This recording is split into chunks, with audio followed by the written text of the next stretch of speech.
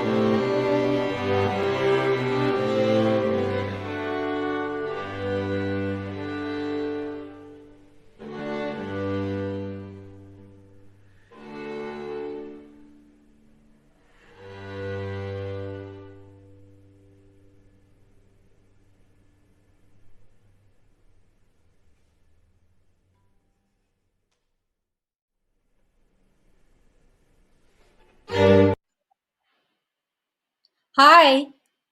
I hope you enjoyed that. I love playing the Corelli Christmas Concerto, and I have, as part of the Artaria Quartet, have had the pleasure of being able to do it a number of times over the past decades in various cities that we've lived in, and it brings back really good memories every single time. But looking forward to our next and first set of pieces that we're going to play for you tonight. Always I am reminded of holidays, in my case, Christmas holidays, all the way back to childhood and being at home and making music at Christmas time.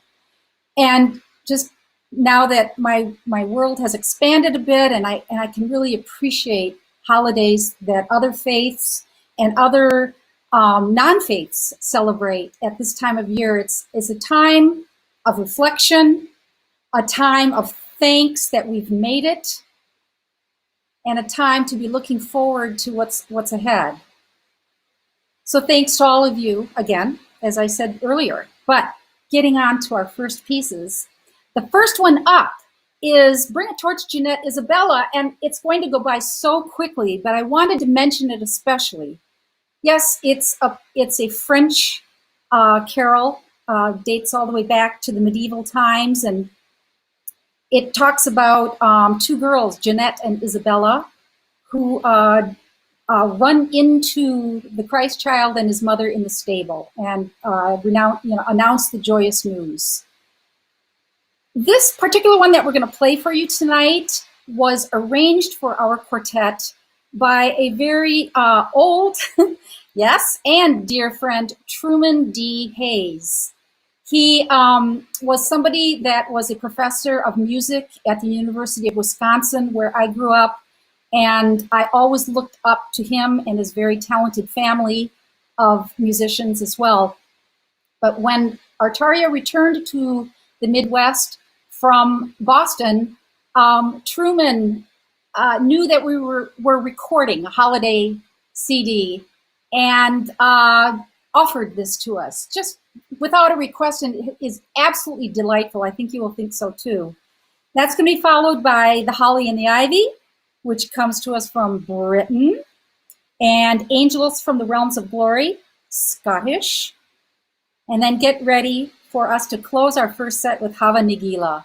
And that has such a history of its own, very interesting for me. It's actually from the early part of the 20th century, was one of these pieces that is drawn back, from Psalm 118 and from the Hasidic Nigun heritage.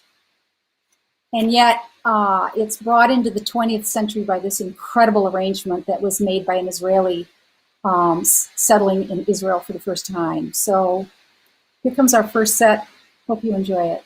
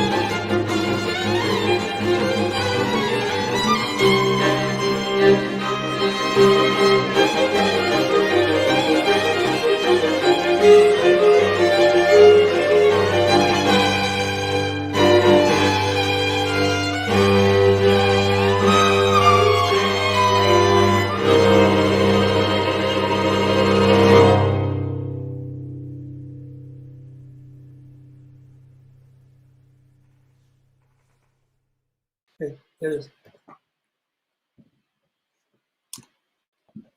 Am I live, Nancy? Yeah. Good. Hello, everyone. This is a new experience for me. I'm sitting in Nancy's chair as I do my notes because my audio has gone geflugerhurgen. That's a technical word. Anyway, I hope you enjoyed that last set. I sure enjoyed moving my fingers really fast as we were going through that last one.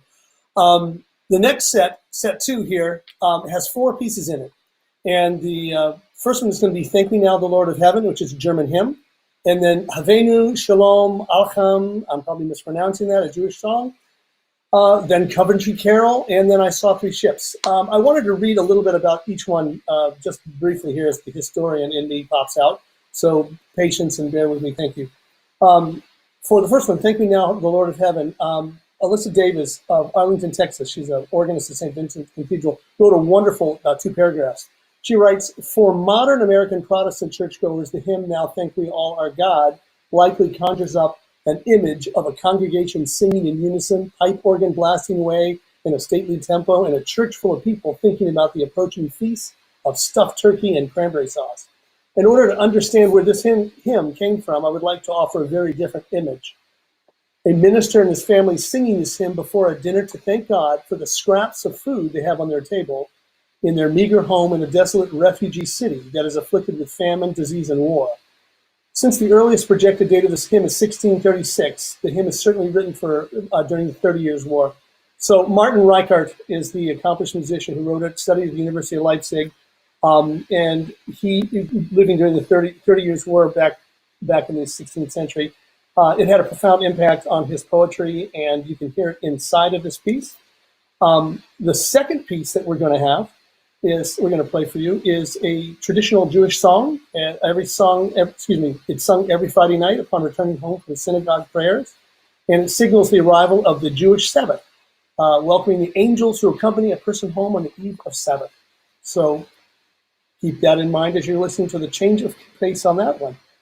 Following that is the Coventry Carol, and this 16th century carol originated from Coventry, and which is centrally located in England, and it was traditionally performed during the Coventry Mystery Plays, which were medieval plays telling New Testament stories, including that of the Nativity and the 3 Magi bringing gifts. But that's not the whole story. The lyrics rather disturbingly detail King Herod's harrowing orders made at the news of the birth of Jesus Christ to slay all the children, known as the Massacre of the Innocents. So there's probably, it's not a very cheery ending, and that's probably why it's in a somber and minor melody, but it is a beautiful song nonetheless. And finally in this set is I Saw 3 Ships. It's a traditional and popular Christmas carol and folk song from England. The earliest printed version is from the 17th century, and not surprisingly, the tune is very popular in Cornwall, a lovely port of England noted for its coastal scenery and the legendary King Arthur. Though, in fact, that may be as fanciful a legend as the story itself, but I digress. The reference to 3 ships is thought to originate in the 3 ships that bore the purported relics of the biblical Magi to Cologne in the 12th century. Another suggested story is that the ships are actually the camels used by the Magi, as camels are frequently referred to as ships of the desert. So as there's no one running the ship upstairs, I will go up and now start the video. Thanks. Thanks, Leah.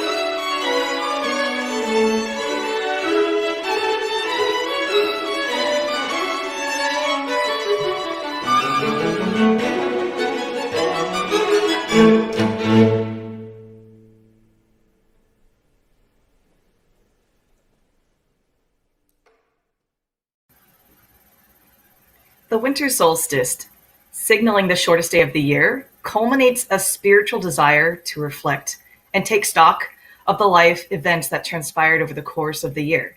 It's a moment to pause, look around, and cherish the people in your life who have been witnesses and participants in the trials and tribulations, transformations, and marvels that occurred throughout the year. It's a celebration of who we are today and the path and community that brought us to an enlightened present. As we turn the corner from a collectively challenging year, we pause and celebrate the resilience within our organization. Our students and families in ACMS who have dedicated and adjusted to distanced learning, Artaria's board members, past and present, who gathered and assisted when a light couldn't be found. Facilities like the MacPhail Center for Music and the Church of the Holy Name for providing safe haven, allowing us to continue rehearsing and performing. Bob Jordan and Diane Moore, who have been our guardian angels, sponsoring so many of these ingenious creative programs, both outdoor and virtual. And finally, we express our heartfelt gratitude to you all, our wonderfully supportive audience. Despite the technological hoops, you gift us with your presence at each concert, refilling our cups with fulfillment and joy as we continue to share what we love most, music. This year has provided a beautiful silver lining, an opportunity for us to reconnect with so many old friends and family through these virtual concerts, and we hope to continue to do so in the coming year. Please enjoy our next segment Please enjoy our next segment as our way of giving thanks to all that kept Artaria growing throughout this past year. We begin with Greensleeves, or What Child Is This?, which actually was a tune written by Henry VIII for Anne Boleyn. Wassail Song, which is a caroling song where the carolers would go door to door and offer a drink of the wassail drink, which is actually a concoction of a bunch of citrus and apple cider and cinnamon sticks and cloves and ginger, and it sounds really, really yummy, and in exchange for a gift from the guests that they were visiting. Rock of Ages, which is the Hebrew song of praise after lighting the Festival of Lights, and Winter Wonderland, which, well, it goes without saying, being native to Minnesota, or Snowda, I should say. Thank you, and enjoy this next segment.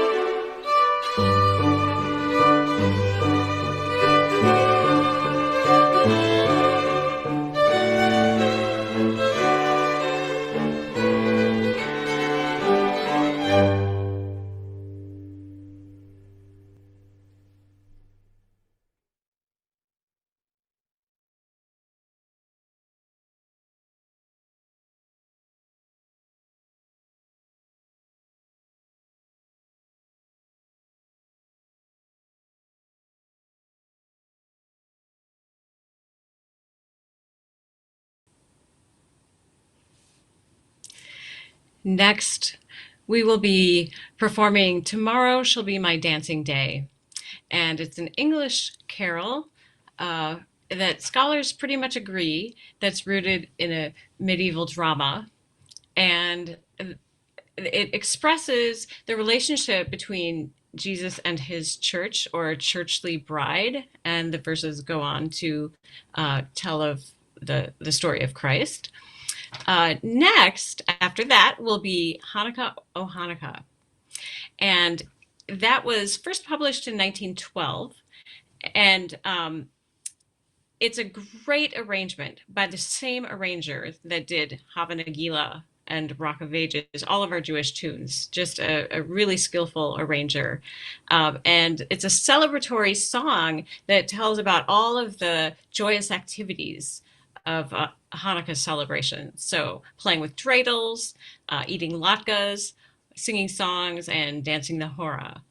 And it's one of my favorite pieces on this program. I always sing it for many weeks after hearing this particular arrangement.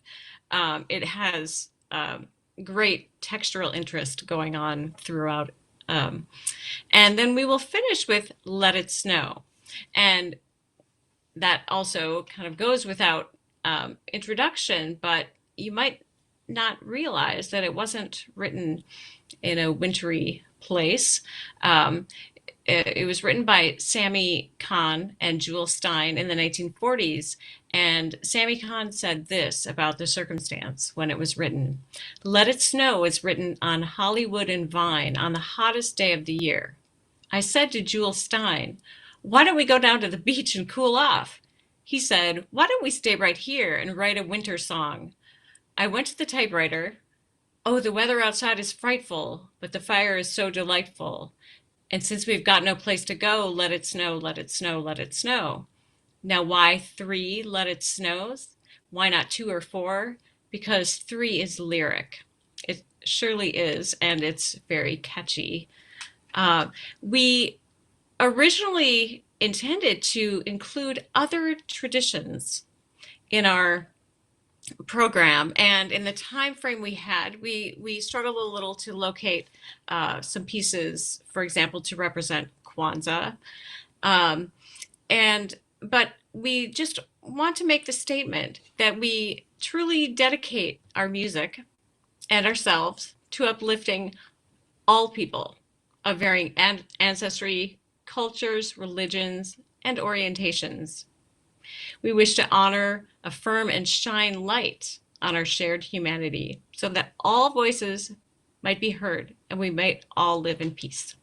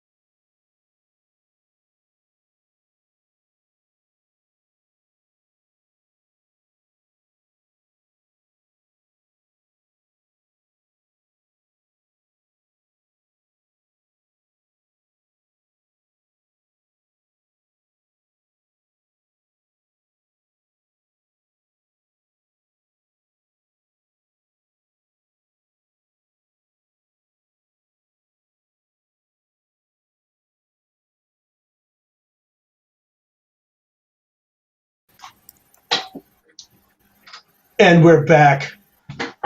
Can you guys hear my video now? I mean, my audio now? I was about to say it's more like Ray's back with his audio. Ray's back. I was masked. I couldn't be heard. We're back. Can you guys hear my video now? I mean, my audio now? I was about to say it's more like Ray's back with his audio. Ray's back. I was masked. I couldn't be heard. Back. Someone's Ray, got. you have to mute your YouTube. I mean, my audio now? Who is it? Who's got it? Are we off? It's most likely Nancy. Yeah. It was me.